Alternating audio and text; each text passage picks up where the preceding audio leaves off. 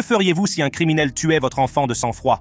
Vous laisseriez-vous faire et laisseriez-vous la justice suivre son cours? Ou bien perdriez-vous totalement les pédales et l'attaqueriez-vous au tribunal pour en dénoncer les conséquences?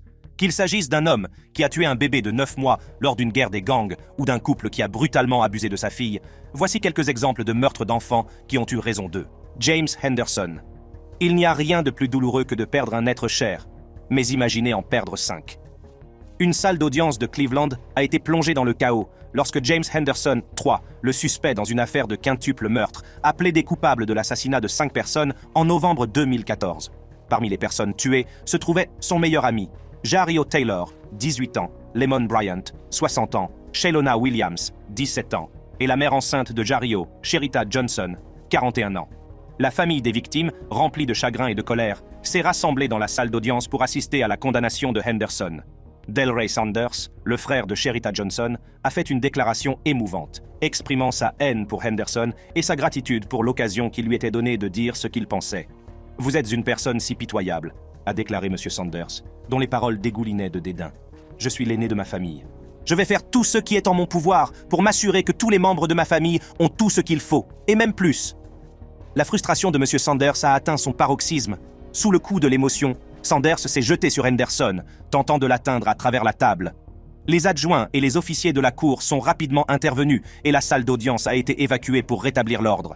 Henderson a été arrêté dans un McDonald's de Lakewood, 6 mois après la fusillade. Il a été découvert avec l'arme du crime, toujours dans sa main. C'était comme un symbole du mal qu'il avait causé. Finalement, Henderson a plaidé coupable et a été condamné à 5 peines de prison à perpétuité sans possibilité de libération conditionnelle, ainsi qu'à une peine supplémentaire de 22 ans pour la tentative de meurtre sur 2 autres personnes. Le juge s'est interrogé sur le caractère insensé des actes de M. Henderson, en particulier sur sa décision de photographier les victimes après leur mort. Quelle que soit sa raison, cela n'avait pas d'importance.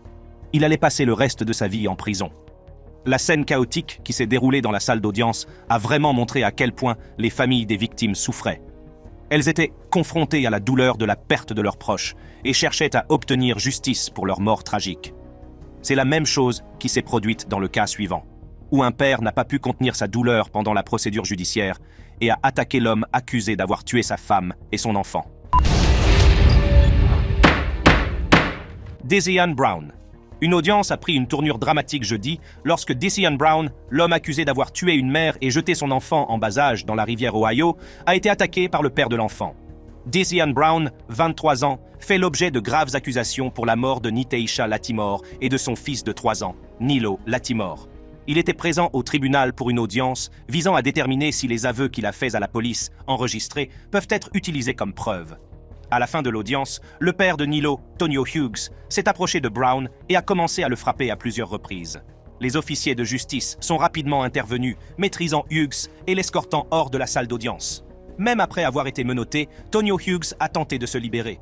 Cependant, malgré la colère justifiée, le juge a déclaré Hughes coupable d'outrage au tribunal et l'a condamné à 7 jours de détention au centre judiciaire du comté de Hamilton. Les événements douloureux qui ont conduit au débordement de Hughes se sont produits en décembre 2020, lorsque Nytaisha Lattimore a été retrouvée poignardée à mort, son corps abandonné dans un sac près de la rivière Ohio. Son fils, Nilo, est toujours porté disparu, mais la police pense que Brown l'a jeté dans la rivière. Brown est accusé de meurtre pour les 2 décès. Auparavant, des experts ont témoigné de l'état mental de Brown. Bien que leurs avis divergent, ils s'accordent à dire que Brown nie toute implication dans les meurtres. Malgré son diagnostic de trouble bipolaire, le juge a estimé qu'il n'avait pas altéré son jugement de manière significative et a maintenu la possibilité d'appliquer la peine de mort. Le procès est fixé au 27 janvier 2025. Lors des audiences, les tensions sont vives, notamment en raison de la présence des familles des victimes. La mère de Nilo, qui a dû supporter de voir Brown au tribunal, a exprimé sa douleur et sa détermination à obtenir justice pour son fils. La peine prévue est la peine de mort. Mais si vous pensez que cette affaire vous a énervé, l'affaire suivante, qui concerne une guerre des gangs ayant entraîné la mort d'un bébé, va vous mettre hors de vous. Devon Jamari Mochwan. Devon Mochwan, 18 ans, a vécu un moment dramatique au tribunal supérieur du comté de Merced le jeudi 1er décembre 2022. Il est accusé d'avoir tué par balle Darius King Grigsby, un enfant de 9 mois, et les tensions ont été vives lors de sa mise en accusation. Alors que Mochwan était assis dans la salle d'audience, un autre détenu, James C. McRae, a lancé une attaque surprise.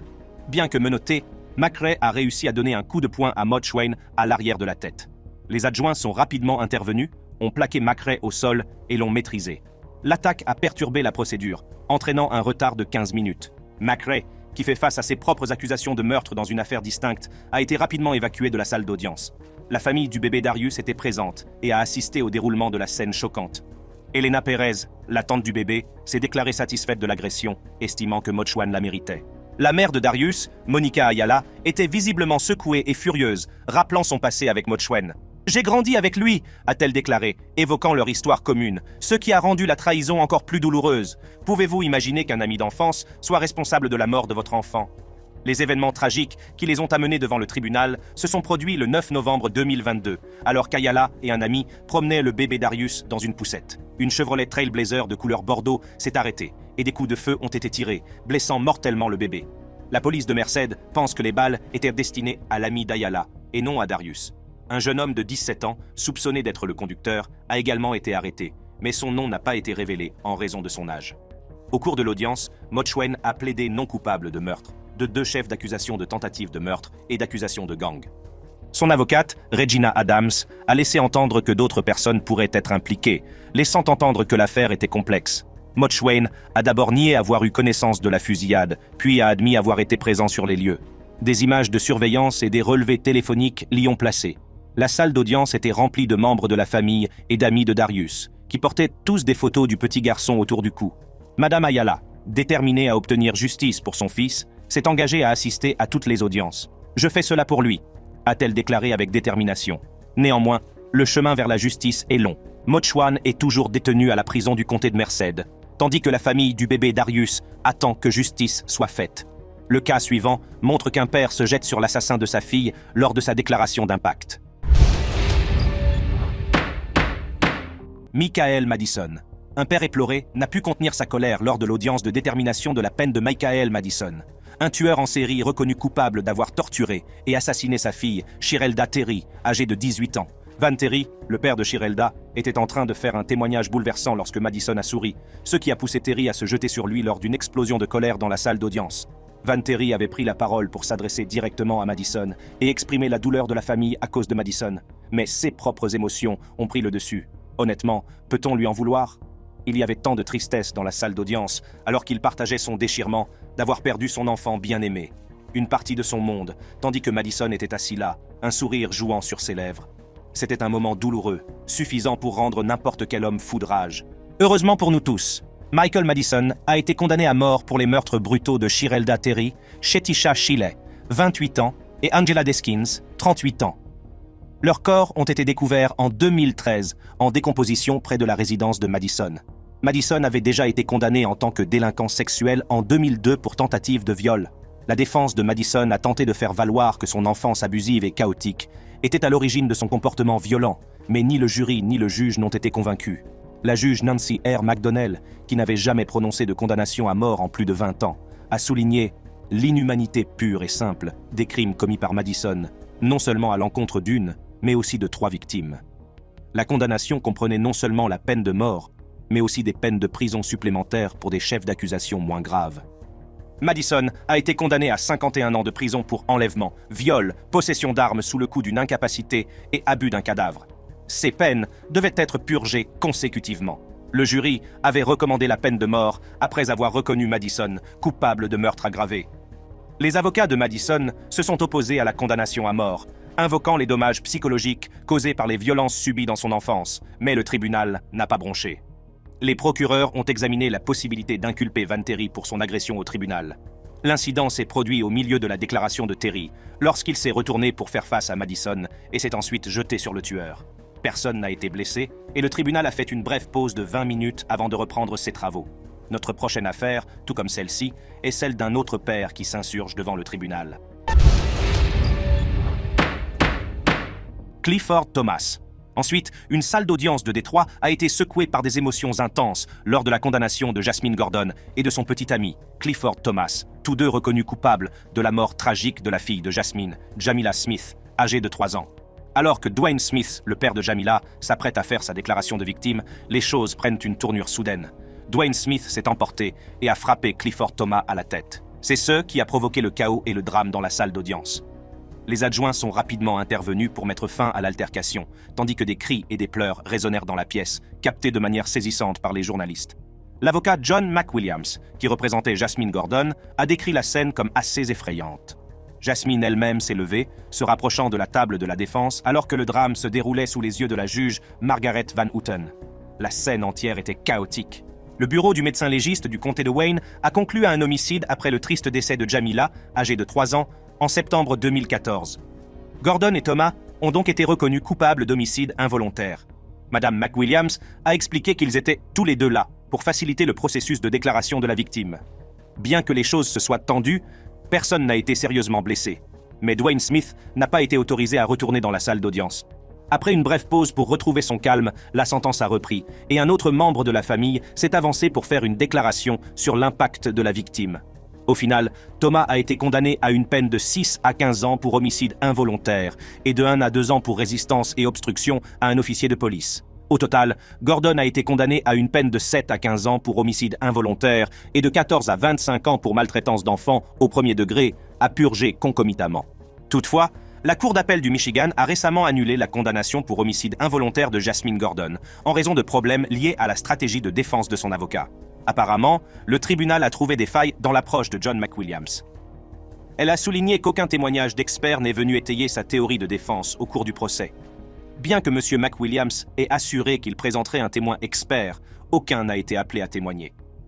La Cour d'appel a donc estimé que les droits de Gordon avaient été violés, déclarant que la stratégie de défense équivalait à une absence totale de défense. Madame Gordon, qui était au travail lors de l'incident qui a conduit à la mort tragique de sa fille, doit maintenant faire face à une nouvelle bataille juridique, tandis que Clifford Thomas purge sa peine pour la perte de la petite Jamila Smith.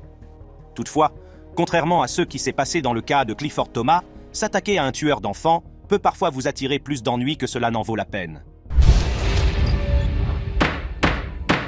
Queen Bose. Dans une salle d'audience du palais de justice du comté de Gibson, l'atmosphère était tendue lorsque Queen Bose, un jeune homme de 23 ans originaire de Patoka, dans l'Indiana, a été condamné à une peine de 25 ans de prison pour la mort tragique de son fils de 11 semaines, Parker. Bose avait été arrêté en mai 2018 après que Parker eût été victime d'un traumatisme crânien. Dans un premier temps, Bose a insisté sur son innocence, affirmant qu'il dormait lorsque la blessure s'est produite et qu'il ne s'est rendu compte de rien qu'à son réveil. Il a suggéré que Parker était tombé de son coussin d'allaitement, mais les experts médicaux n'étaient pas d'accord, soulignant des preuves incompatibles avec un traumatisme accidentel. Finalement, Bose a plaidé coupable d'un crime de niveau 2 pour coups et blessures ayant entraîné la mort. Lors du prononcé de la sentence, les émotions étaient à fleur de peau, la défense soulignant que Bose acceptait sa responsabilité, dans l'espoir d'apporter un peu de réconfort à la famille éplorée. Elle a également souligné les difficultés financières auxquelles Bose serait confronté pendant son incarcération. Alors que Bose quittait la salle d'audience, un moment choquant s'est produit.